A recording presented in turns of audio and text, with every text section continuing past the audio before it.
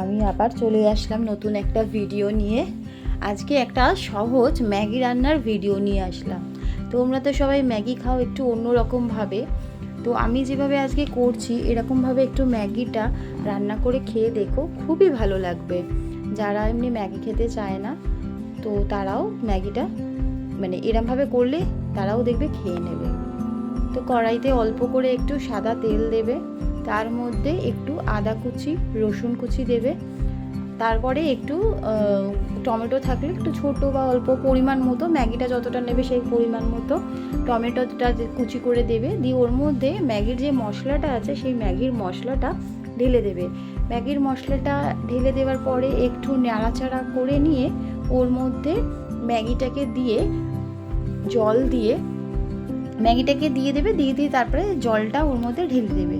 দিয়ে তারপরে পরিমাণ মতো একটু টেস্ট করে দেখে নেবে নুনটা কতটা কি আছে, সেই অনুযায়ী মানে নুনটা দেবে।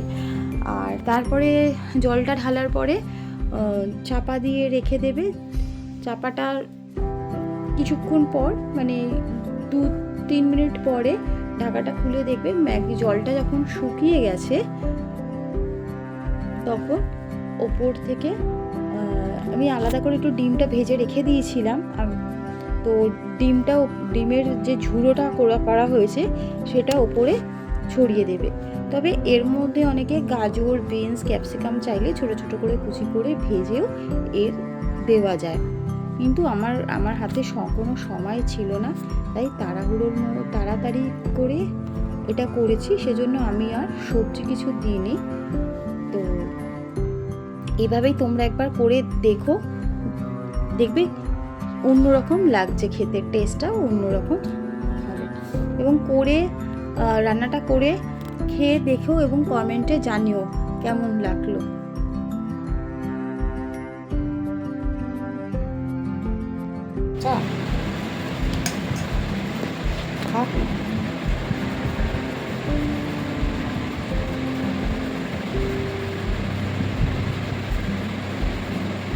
ভালো হয়েছে।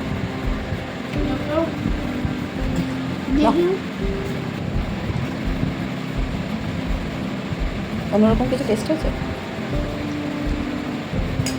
তুই তো করে জল ঢেলে দেওয়া রকম করে খাস, একটু জুস থাকে, তো ওটা বেশি ভালো থেকে ওটা বেশি ভালো লাগে। এর থেকে এটা বেশি ভালো লাগছে না, চাউমিন টাইপের।